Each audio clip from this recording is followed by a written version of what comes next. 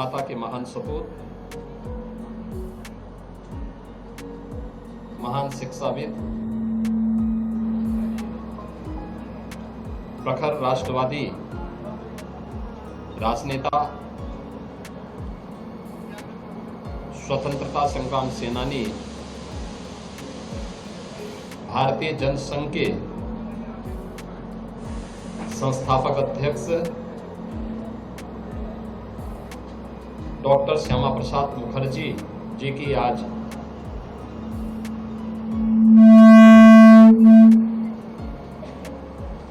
125वीं पावन जयंती है।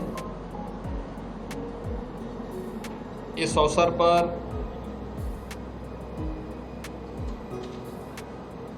डॉक्टर श्यामा प्रसाद मुखर्जी जी के पावन स्मृतियों को नमन करते हुए उत्तर प्रदेश सरकार और प्रदेशवासियों की ओर से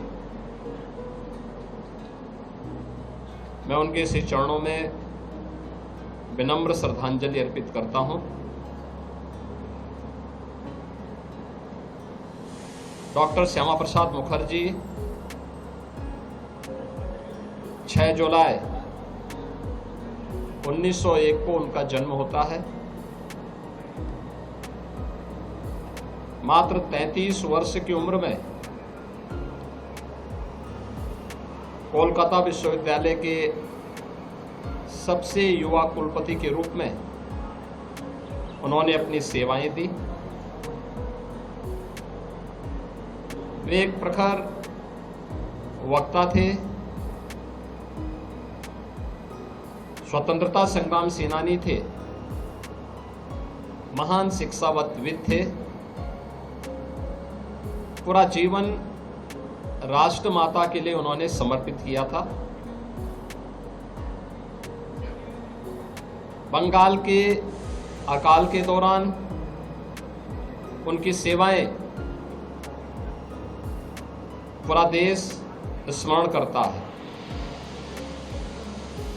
उनका जीवन भारत की एकता और अखंडता के लिए समर्पित रहा। आजादी के बाद पंडित नेहरू के नेतृत्व में बनी पहली सरकार में भारत के खाद्य और उद्योग मंत्री के रूप में उन्होंने भारत के अंदर खाद्य की आत्मनिर्भरता और देश के औद्योगिकीकरण की जो नींव रखी थी, वह नए भारत में भी स्पष्ट देखने को मिलती है। नेहरू सरकार के तुष्टीकरण की नीति के विरोध में उन्होंने मंत्रिमंडल से इस्तीफा दिया। भारतीय जनसंघ का गठन करने और उसके पहले अध्यक्ष होने के साथ ही जब भारत के संविधान में नेहरू सरकार ने कश्मीर को 370 धारा के माध्यम से अलग स्टेटस देने का प्रयास किया और परमिट सिस्टम जम्मू कश्मीर के लिए लागू किया, उसके खिलाफ सबसे पहले कोई आवाज उठी थी तो आवाज थी डॉक्टर श्यामा प्रसाद मुखर्जी जी की। उन्होंने उस समय एक नारा दिया था, एक देश में 2 प्रधान, 2 विधान और 2 निशान नहीं चलेंगे। डॉक्टर श्यामा प्रसाद मुखर्जी जी के इन सपनों को साकार किया है देश के यशस्वी प्रधानमंत्री श्री नरेंद्र मोदी जी ने, जब कश्मीर में धारा 370 को समाप्त करके कश्मीर को भारत के संविधान के अनुरूप शेष भारत के साथ जोड़ते हुए एक विधान एक प्रधान और एक निशान के साथ उन्हें भी भारत की लोकतांत्रिक धारा की मुख्य धारा के साथ जोड़ने का जो अभिनव प्रयास हुआ है, आज जम्मू कश्मीर तेजी के साथ विकास कर रहा है। यह डॉक्टर श्यामा प्रसाद मुखर्जी के संकल्पों की विजय है, जो प्रधानमंत्री मोदी जी के नेतृत्व में संभव हो पाया। देश के अंदर अगर आज प्रधानमंत्री मोदी जी के नेतृत्व में भारत दुनिया के अंदर इन्वेस्टमेंट के बेहतरीन डेस्टिनेशन के रूप में स्थापित हुआ है,